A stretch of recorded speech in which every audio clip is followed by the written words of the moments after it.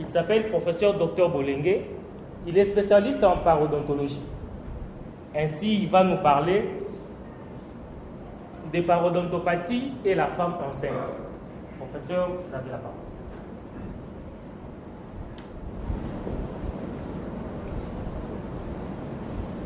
Relation qui existe entre maladie parodontale et la grossesse.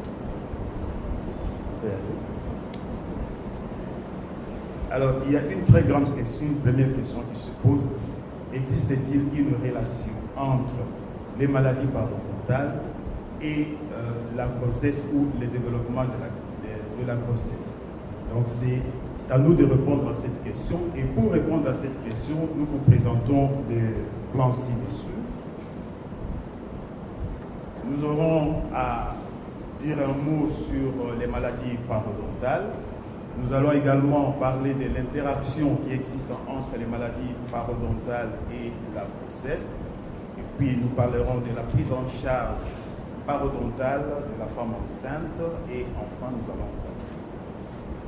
Alors, comme il est connu de tous, la maladie parodontale, c'est une maladie qui se caractérise par une destruction des tissus des soutiens de la dent.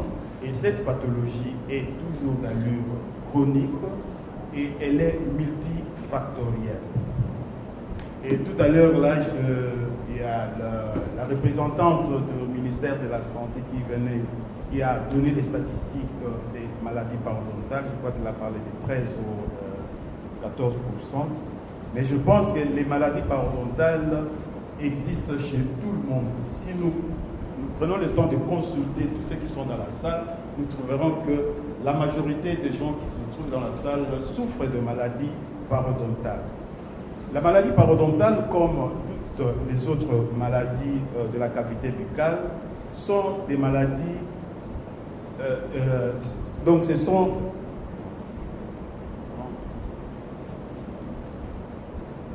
des maladies qui ne sont pas transmises. Donc ça s'ouvre dans le groupe des maladies non transmissibles comme le diabète, les affections chroniques pulmonaires, aussi bien certains cancers et certaines maladies cardiovasculaires. Et toutes ces maladies, que ce soit les maladies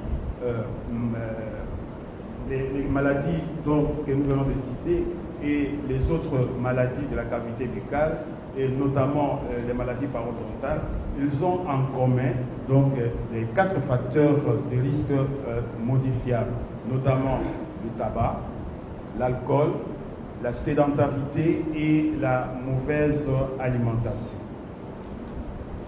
Et vous allez constater dans ce schéma qui est devant vous, c'est la maladie parodontale ou la parodontologie se retrouve au centre de plusieurs disciplines.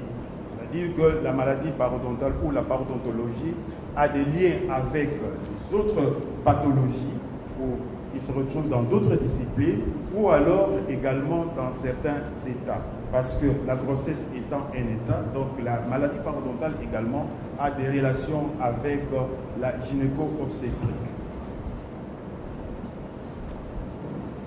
Et nous allons parler de la cavité buccale. Vous savez que la cavité buccale, c'est un milieu, un écosystème qui est tout à fait dynamique, complexe.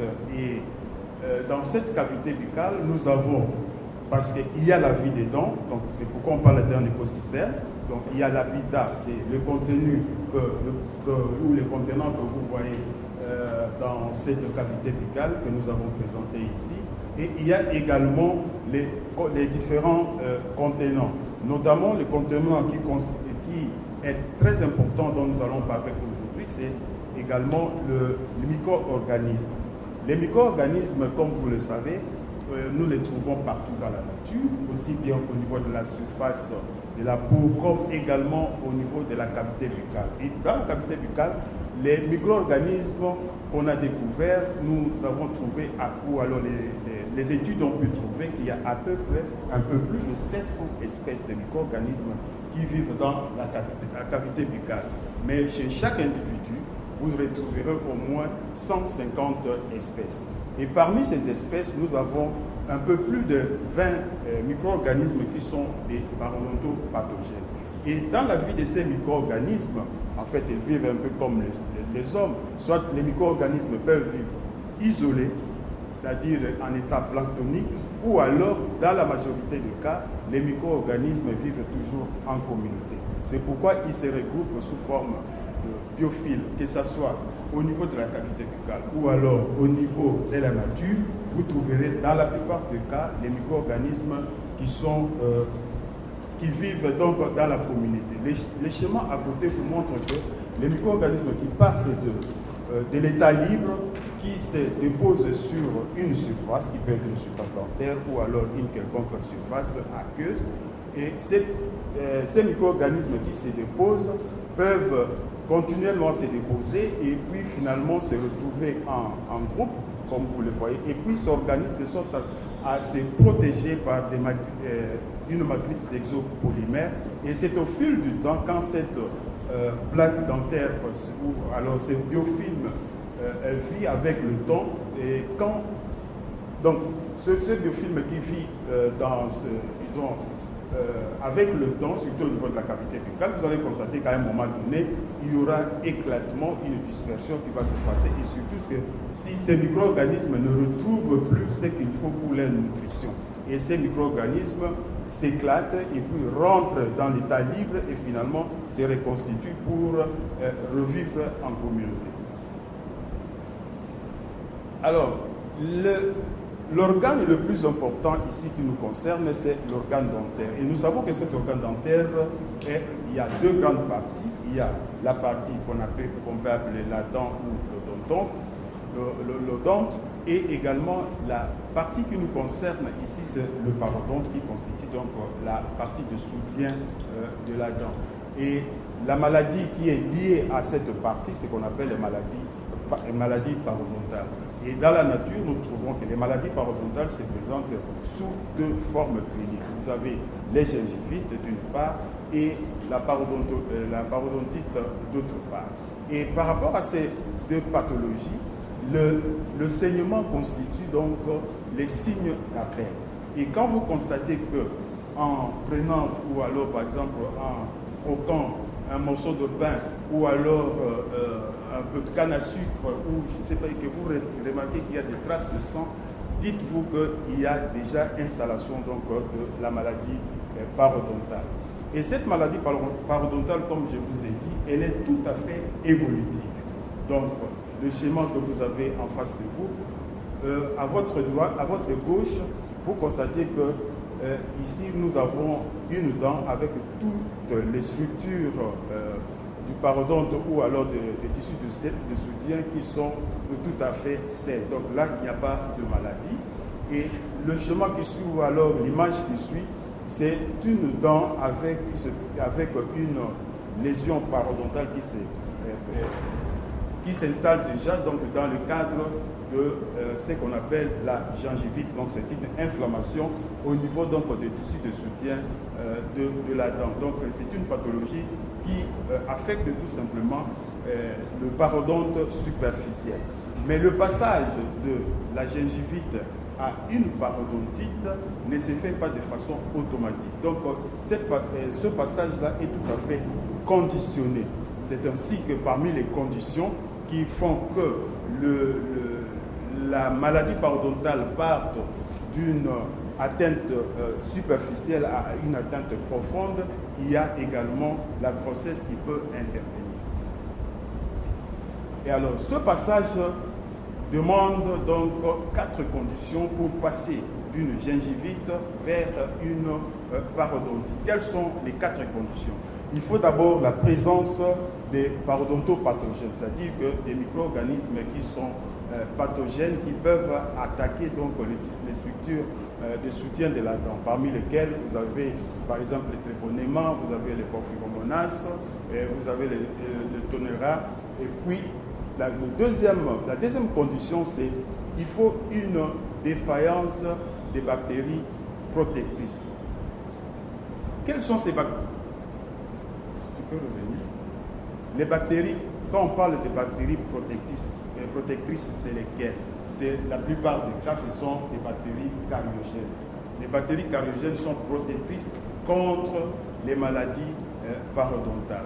Il faut alors, pour la troisième condition, il faut un environnement dento-gingival qui soit défavorable. C'est-à-dire que dans votre sillon gingivo-dentaire, il faut la présence, par exemple, de la plaque ou de tartre ou alors d'un autre artifice que vous avez placé qui gêne donc au niveau du sillon gingivo-dentaire. Et la quatrième condition, c'est-à-dire qu'il faut une défaillance du système de défense de l'organisme. Et ici, dans cette quatrième condition, la grossesse se retrouve également comme une des conditions qui peut initier une maladie parodontale. Et alors, pour qu'une maladie parodontale se manifeste également, il faut un mécanisme. Et dans ce mécanisme, nous allons ici parler de trois catégories de mécanismes. Il faudrait d'abord que, comme nous l'avons montré avec la formation de la plaque dentaire, il faut d'abord que les micro-organismes colonisent le site. Et notre site ici, c'est la surface dentaire. Il faut, en deuxième lieu, il faudrait également que ces micro-organismes qui ont colonisé le site puissent avoir un effet de neutralisation. Ils puissent neutraliser les systèmes de défense de l'organisme. Et en comme troisième catégorie, il faudrait alors que ces micro-organismes soient capables de détruire les tissus de soutien. Et alors, ce mécanisme intervient dans la destruction du tissu parodontal se fait de deux manières, soit directement, soit indirectement. Directement, c'est-à-dire que les micro-organismes eux-mêmes qui sont là-bas peuvent produire des toxines qui peuvent détruire les tissus parodontaux. Ou alors, pour la deuxième situation qui est tout à fait indirecte, c'est-à-dire que les micro-organismes produisent des substances qui sont capables donc d'induire encore la production d'enzymes, notamment ces médiateurs qu'on appelle les médiateurs de l'inflammation qui agissent dans la destruction du tissu parodontal. Alors, quelle est la clinique généralement qu'on trouve au niveau des maladies parodontales? Ici, c'est plutôt la clinique de la parodontite qui est la forme sévère de la maladie parodontale. Vous avez la présence de la poche parodontale, parce que vous savez qu'en réalité, le sillon gingivo-dentaire a une profondeur d'une moyenne de 1,8. Et quand cette profondeur dépasse 3 mm, à ce moment-là, nous parlons donc de poche parodontale. Il faut aussi parler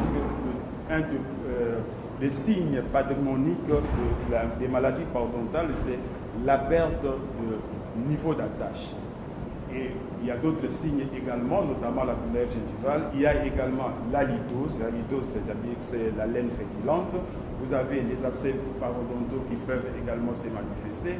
Vous avez également la mobilité dentaire parce qu'il y a eu destruction des tissus, des soutiens de la dent, et puis les dents peuvent devenir tout à fait mobiles. Et ces dents qui deviennent mobiles peuvent également se déplacer.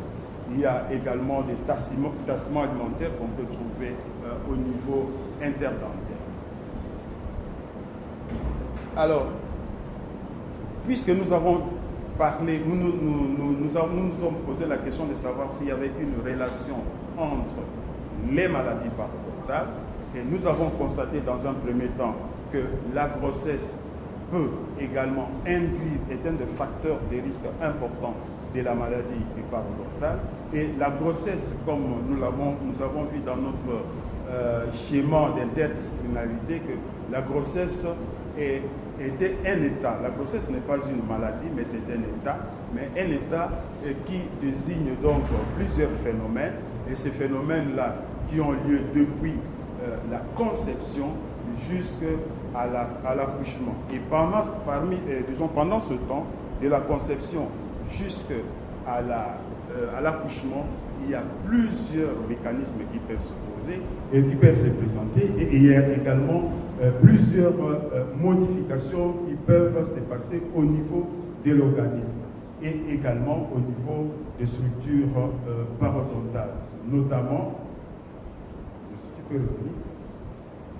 comme modifications qu'on peut avoir, qui sont des modifications hormonales, modifications au niveau de structures cardiovasculaires et également des modifications immunologiques. C'est ça qui rend également la femme enceinte tout à fait vulnérable.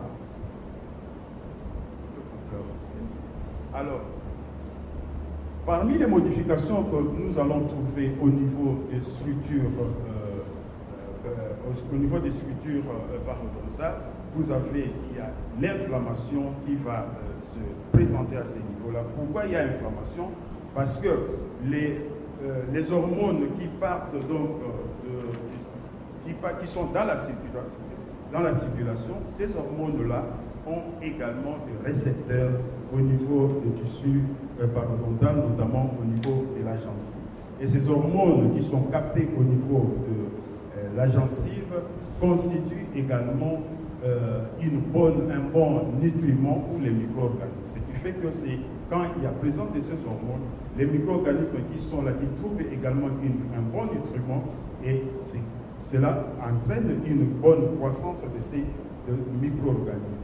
Et comme on venait également de le dire, au niveau, en cas de grossesse, il y a également une diminution du système de défense de la femme, et ce qui fait que ces micro-organismes qui ont trouvé un bon nutriment et qui ne trouvent aucune résistance, ces micro-organismes donc auront donc la facilité de pouvoir se développer facilement et entraîner également la progression de maladies parodontales. Et alors, qu'est-ce qu'il faut par rapport à cette interaction? Ces micro-organismes qui ont initié donc la maladie parodontale, notamment au niveau tout simplement de la gingivite. Et cette gingivite-là, si vous ne la soignez pas, qu'est-ce qui va se passer? Si la personne avait déjà une gingivite de départ et que si vous ne soignez pas cette gingivite de départ, avec la présence de mauvaise hygiène buccale, la gingivite qui est là pourra s'aggraver.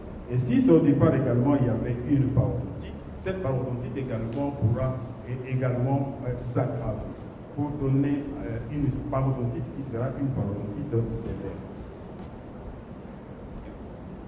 Alors, parmi les symptômes qui s'installent au niveau, par exemple, du tissu parodontal, cela se manifeste déjà à partir du deuxième ou troisième mois de la grossesse. Donc, c'est à partir de ce deuxième, troisième mois de la grossesse que nous voyons apparaître au niveau du tissu parodontal, des structures parodontales, pardon, les premiers signes de la pathologie parodontale. Alors, ces micro-organismes, ou alors cette pathologie, ou cette parodontite, ou cette gingivite que nous avons, qui s'installe pendant que la femme est enceinte, ces micro-organismes qui se retrouvent dans les sillons gingivaux-dentaires, ces micro-organismes peuvent quitter les sillons gingivaux-dentaires et entrer dans la circulation et aller donner, ça peut aller dans d'autres sites pour donner ce qu'on appelle les infections focales.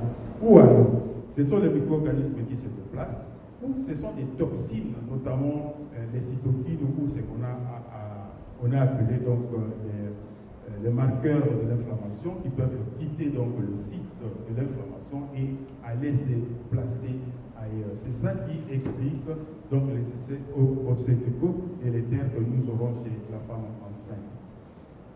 Ce schéma nous montre clairement comment une infection parodontale peut avoir des effets au niveau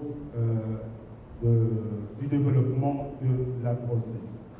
Vous voyez à votre gauche, il y a une lésion parodontale, une parodontite qui est installée là-bas. Et les deux flèches, il y a une flèche qui est au-dessus, une flèche en bas, qui montre la flèche du dessus, qui montre qu'il y a une voie directe donc, de déplacement des micro-organismes. Donc les micro-organismes peuvent quitter le tissu parodontal et aller donc par voie sanguine et aller se fixer au niveau donc, du placenta et induire une inflammation donc, au niveau du placenta. Ou alors, ça peut également se faire d'une façon tout à fait indirecte, c'est par des marqueurs de l'inflammation. Et ces marqueurs de l'inflammation peuvent également aller au niveau, passant par le placenta, aller induire donc une inflammation. Et qu'est-ce qu'il y aura comme conséquence par rapport à une inflammation qui s'installe donc au niveau de l'utérus de la dame? C'est quand en présence de l'inflammation, et cette inflammation peut induire, parce que nous avons dit comme conséquence, quand il y a des maladies parodontales, nous pouvons avoir comme conséquence donc la naissance des enfants de faible poids, ou alors une prééclampsie, ou notamment on peut également avoir des prématurités. Pourquoi, à quel moment il peut y avoir la naissance des enfants de faible poids? C'est avec l'inflammation qui s'installe. Et quand il y a inflammation, donc il y aura diminution des facteurs de croissance. Et quand il y a diminution des facteurs de croissance, c'est-à-dire que l'enfant qui est en gestation, cet enfant-là ne pourra pas se développer très bien. Donc, ce qui fera qu'à la naissance, la dame peut donner naissance à un enfant ou à un bébé donc de faible poids, c'est-à-dire que un poids inférieur à 2,5 kg, ou alors il peut y avoir une infection qui peut s'installer au niveau d'un des organes des enfants. Et en cas de cette infection, quand il y a infection, c'est-à-dire que cet enfant peut naître de façon tout à fait prématurée, ou alors il peut y avoir une mort intra-utérine. Et par rapport aux infections qui partent, ici nous avons vu les infections qui partent du tissu parodontal, il peut également avoir des infections qui peuvent partir de bas vers le haut, c'est surtout les dames qui développent une vaginite. Alors nous pouvons avoir une dame ou une femme enceinte qui d'une part a au-dessus ou au niveau supérieur une infection qui est installée au niveau du parodonte, ou alors également au niveau basse, une inflammation qui est, disons, une vaginite, et les deux infections peuvent entraîner et aggraver une inflammation au niveau donc, de structure utérine, et dans ces conditions-là, donc, il y aura donc beaucoup plus de conséquences, soit du point de vue de la prématurité ou alors du point de vue de pré-éclampsie, ou alors même au niveau des enfants hypotropes, c'est-à-dire des enfants qui naissent avec un poids inférieur à 2,5 kg. Donc c'est ce mécanisme-là qui montre que l'infection parodontale peut avoir un effet néfaste au niveau donc, du développement de la grossesse chez une femme enceinte. Alors qu'est-ce qu'il faut faire? Ce qui est mieux de faire, c'est de commencer la prévention avant la grossesse. Et vous allez constater que dans les pays nantis, la prévention vaut très bien, parce que chaque citoyen est appelé à consulter au moins une fois l'an. Mais ce qui ne se passe pas chez nous. Donc, il est aussi difficile de demander, c'est tout à fait difficile de demander à une femme qui veut contracter une grossesse, avant de contracter la grossesse, qu'on lui demande d'assainir d'abord sa cavité buccale. Donc, c'est une condition qui est tout à fait un peu difficile, mais qu'est-ce qu'on peut demander tout simplement, et à tout un chacun d'entre nous, c'est l'hygiène bucco-dentaire. Et cette hygiène bucco-dentaire ne nécessite pas grand-chose, c'est tout simplement avec sa brosse à dents. Un simple brossage, tout simplement, peut résoudre énormément de problèmes. Alors, comme traitement curatif, qu'est-ce qu'il faut faire? Et c'est surtout au premier trimestre. Au premier trimestre, c'est la période où il y a organogénèse. Et quand il y a cette formation des organes, donc il faut agir avec beaucoup plus de précautions. Il faut éviter donc de faire n'importe quel type de traitement. Et dans ces cadres-là, il faudrait plus privilégier donc, les urgences et les autres traitements, on peut les différer. C'est au troisième trimestre où on peut éventuellement pratiquer beaucoup plus de soins, mais tout en respectant donc les précautions générales. Alors, quel type de traitement qu'il faut entreprendre chez ces femmes enceintes? Il y a d'abord un traitement étiologique. Tout traitement d'ailleurs, qu'il soit chirurgical ou quoi, il commence toujours par un traitement étiologique. Le premier geste à poser, c'est le contrôle de la plaque. Or, le contrôle de la plaque se fait toujours avec le brossage. Demandez toujours aux femmes enceintes de pouvoir mieux se brosser les dents. Et une fois qu'il y a quand même certains facteurs étiologiques qui s'installent, notamment l'état, à ce moment-là, on peut passer à un détartrage et à un surfaçage. Mais il faudra toujours se dire que les maladies parodontales ne sont pas, et surtout les parodontiques, ne se guérissent pas. Les parodontiques, tout ce qu'on peut faire de ces pathologies, c'est de les stabiliser. Vous stabilisez une maladie parodontale, vous ne pouvez pas la guérir. C'est ainsi qu'il faudrait, quels que soient les traitements que vous allez initier ou instituer, il faudrait toujours un suivi. Il faut toujours rappeler le patient pour une réévaluation, surtout 3 mois après, et 6 mois après ou une année après. Mais il est toujours souhaitable de le faire 3 mois après, parce qu'après 3 mois, la maladie peut toujours se recidiver. Au cas où vous avez initié votre traitement étiologique et que vous constatez qu'il faut passer à un stade un peu plus supérieur, à ce moment-là, vous allez pratiquer un traitement chirurgical, mais il faut toujours se dire, après le traitement chirurgical, il faut un suivi. Il faut un suivi, une réévaluation du traitement que vous avez mis en place. Alors, quelles sont les recommandations que nous pouvons donner ici? C'est il faudrait, dans un premier temps, toujours faire le dépistage. Le dépistage est tout à fait important pour une femme enceinte. Il faut pouvoir donner l'information. Quand vous soignez une maladie parodontale, il faut toujours expliquer aux patients la cause, le développement et le devenir de cette pathologie. Sinon, ça sera un cercle vicieux. Vous soignez, vous pouvez faire un traitement le plus sophistiqué possible, mais si le malade lui-même également ne se prend pas en charge, si le malade n'a pas été motivé, n'a pas été convaincu, ça ne servira à rien. Donc le traitement finira toujours par échouer. Donc c'est ainsi que pour ces patients ou ces femmes enceintes, il faudrait, pendant les consultations prénatales, il faut passer l'information à ces femmes enceintes. Et il faudrait leur montrer comment il faut contrôler la présence de la plaque. Or, nous savons que nous avons dit qu'au niveau de la cavité buccale, les micro-organismes sont toujours en permanence. Une fois que vous les nettoyez, quelques temps après, les micro-organismes se réorganisent pour reformer la plaque. Donc, il faudrait toujours demander aux patients ou alors aux femmes enceintes, puisque c'est le cas ici, de pouvoir se brosser régulièrement et leur montrer comment cela doit se faire.